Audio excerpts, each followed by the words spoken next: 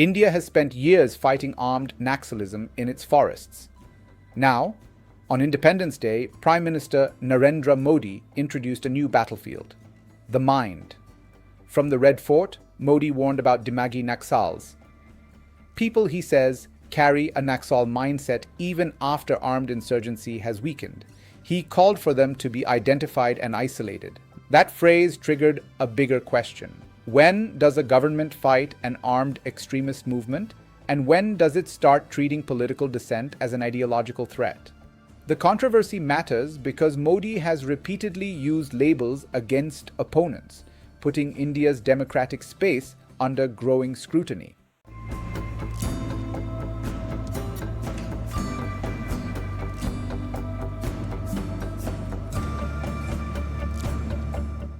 Dimagi Naxal has no official legal definition. It is a political phrase, not a criminal category. Modi used it while claiming armed Naxalism was nearing its end, but that its ideology could survive through people who promote unrest or violence. There is also a measurable decline in the armed insurgency itself. India's Home Ministry says the number of left-wing extremism-affected districts fell from 126 in 2018 to just 11 by October 2025. Calling someone a Dimagi Naxal does not prove that the person belongs to a banned Maoist organization or committed a crime.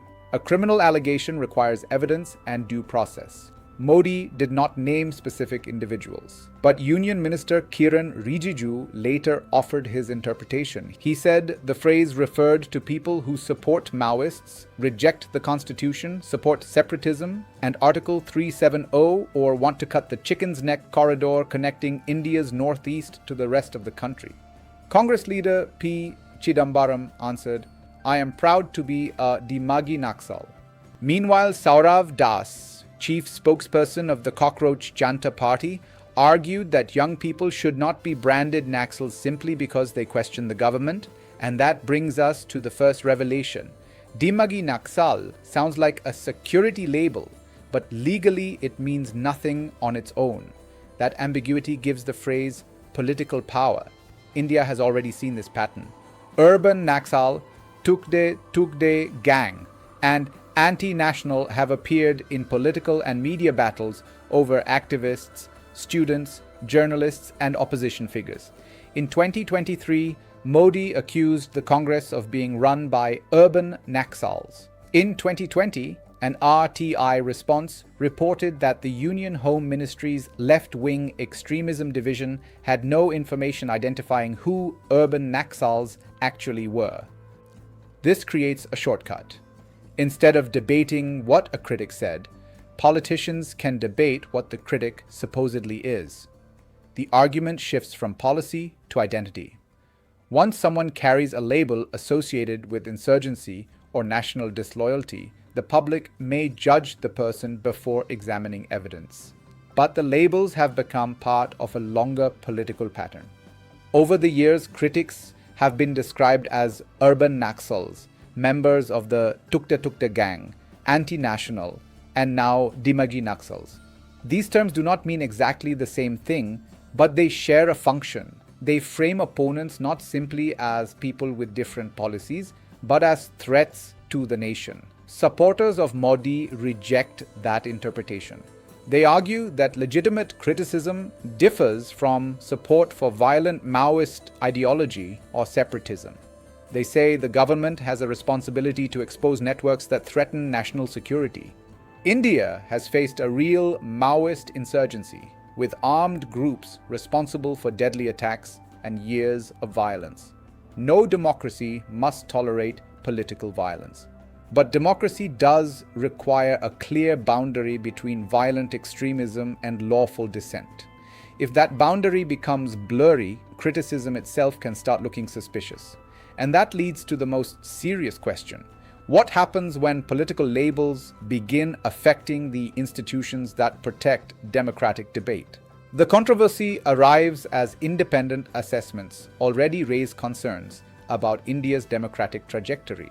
Freedom House's 2026 report rates India partly free, with a score of 62 out of 100, down from 63 the previous year. It says harassment of journalists, NGOs, and government critics has increased under Modi, and that the BJP has increasingly used government institutions against political opponents. VDEM goes further. Its 2026 democracy report classifies India as an electoral autocracy and describes its autocratization as a slow but systematic dismantling of democratic institutions. It points to deteriorating freedom of expression, pressure on critical journalists, and attacks on civil society and the opposition.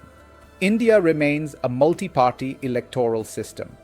The BJP lost its single-party majority in the 2024 Lok Sabha election, and opposition parties still govern several states.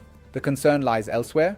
Democracy is not only about voting every 5 years. It also depends on whether citizens can criticize leaders, journalists can investigate power, institutions can challenge government decisions, and opponents can compete without being portrayed as enemies of the nation. When the Prime Minister introduces a label like Dimagi Naxal, the question therefore goes beyond semantics.